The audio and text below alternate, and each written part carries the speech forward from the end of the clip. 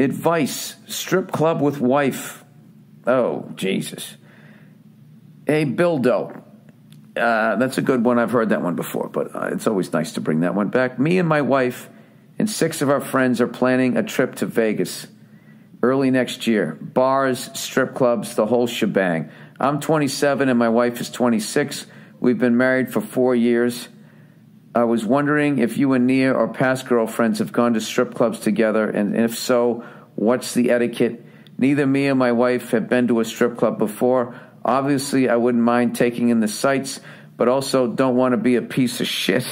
Oh, God, this has fucking train wreck written all over. I know this isn't exactly something on my wife's bucket list, but I don't think she'll hate it either. She's told me in the past she appreciates the female body. Not necessarily grinding on mine, though. I think she'd probably enjoy it more if I wasn't there. LOL. Would love to know what you and Nia would have to say on the subject. Thanks. Well, Nia's not here. This is what I would say. Okay? You need to stay as sober as humanly fucking possible, and you need to not indulge at all. What your indulgence should be is your wife enjoying the experience. That's what you do. All right? And I would not get a fucking lap dance in front of my wife. I would not do that. Not that my wife, Nia wouldn't give a shit, but my wife is like ridiculously fucking cool. My wife is honestly one of the coolest females. She transcends her sex. The only reason why I say she's a cool female is because so many of them are fucking nightmares, and they won't let you do anything. They won't let you have any fun or whatever. Like, she just, you guys hear on the podcast, that's not an act. She's that fucking cool and funny. But most people are not in that situation. So there's a few red flags in there. You're going with other couples. Like, let the other couples get into the fights. Because somebody's going to go too fucking far. Somebody's going to get too drunk. Somebody's going to fuck up.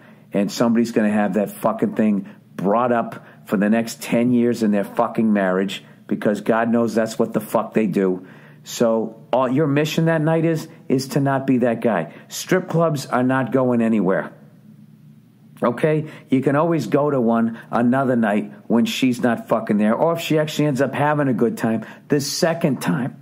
And just literally tell her. Just say, listen, I wasn't going to get drunk and I wasn't going to do anything to embarrass you. Then she'll fucking respect you. So I would just say go real easy on the booze there. And, get your wife a fucking lap dance. That's what you do. And then just say, and just say you're good. You're good. And when your fucking guy friends are all trying to pressure you into doing something, just tell them to go, yeah, I'm cool. Don't worry. I'm having a good time. Okay? And let them do all the dumb shit. Let them wake up the next day when you guys go to breakfast and be the ones that have to say, yeah, sorry, I got a little crazy last night.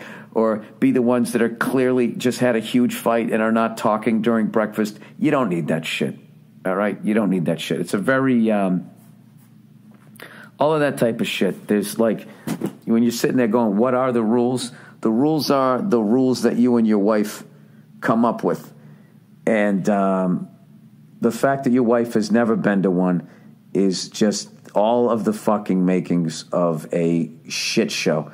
So like I said, I'm not going to I'm going to say this again because you're a young guy. Do not be the drunk guy.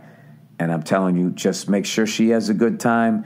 Ask her if she's all right. Ask her if this is cool, if she wants to get out of there. Just totally be attentive to her, and there's no way it can be a fucking problem, and then you can get on with your goddamn life, and then fucking whatever. Some other time, you go to a titty bar, maybe you bring her along.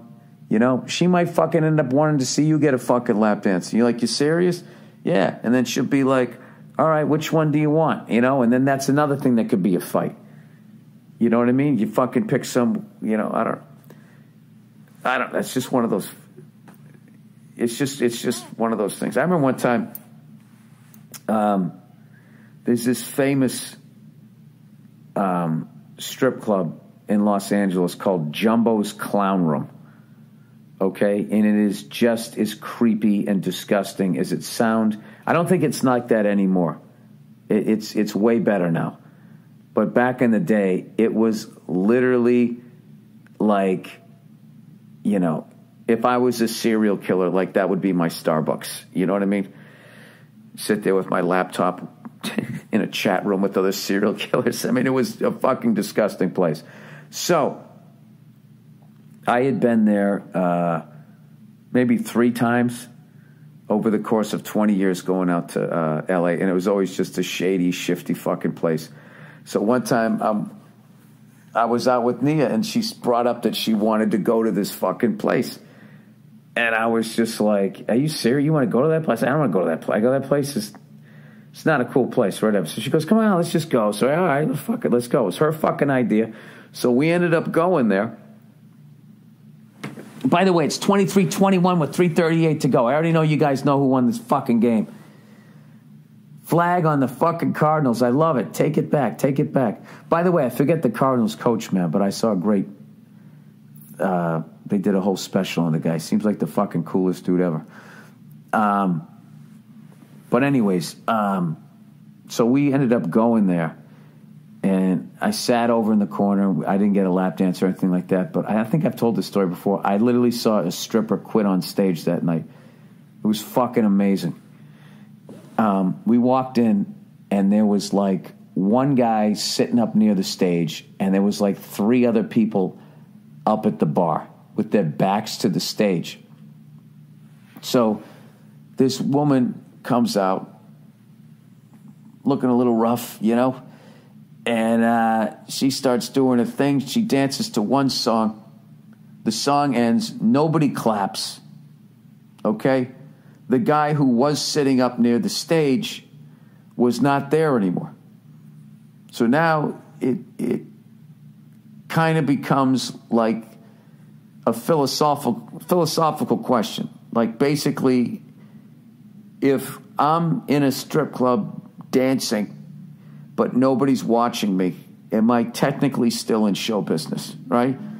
So basically what happened was, you know, no one was fucking paying attention. So she ends the first song, you know, 'cause I'm wanted, dead or alive. She slowly slides down the pole. And then the next song starts, and she's just laying there. And she's not dancing. She's not doing anything. And I'm going like, oh, my God. This was like watching a boxer, like, not answer the bell, right?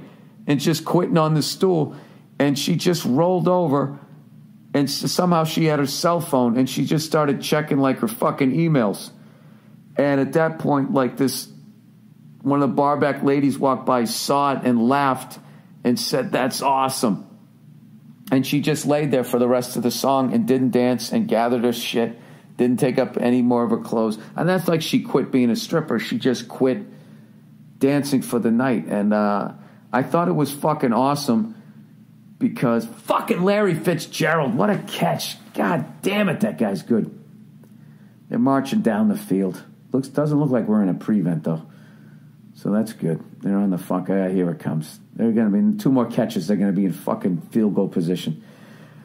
Ripping her heart out there, Carson. So anyways, she ends up, I just as a performer, I respected it. You know what I mean? It's like if you're a comedian, I'm doing my act and no one's listening, no one's paying attention. I'm just going to stop and I'm going to shit on the crowd. That's it. I'm not going to waste my time doing my material. So why should she take her bottoms off and show everybody the fucking world if they're not even going to look at it? Right? So there you go. There's my fucking stripper story. But me and Nia never had a problem. I want to say I've gone to a couple. Have I been to a couple? Maybe one other with her. I got to tell you, it's not fun. It's not fun to go to a titty bar with your wife or even with other women. It's just like everything. I used to do a bit in my act about that. Like when women started going to titty bars, they would always go like, you know, at some point they always say, this isn't as bad as I thought it was. And this isn't as bad as I thought it was going to be. And the joke of my act was, yeah, because you're here. Leave and it'll get evil again. That's one of the worst things ever that happened, that women started going to titty bars. You know what I mean? It's like, can't you just go to a fucking male one? Can't you go to the fucking Chippendales one and have some fucking goddamn dick swinging in your face? If you're a lesbian, then yeah, come on in. Have a good time, right? It's just like they just constantly have to be around us. It's fucking unbelievable. They think we're stupid. They think we do dumb shit, but they just can't get enough of doing every dumb fucking thing that we do.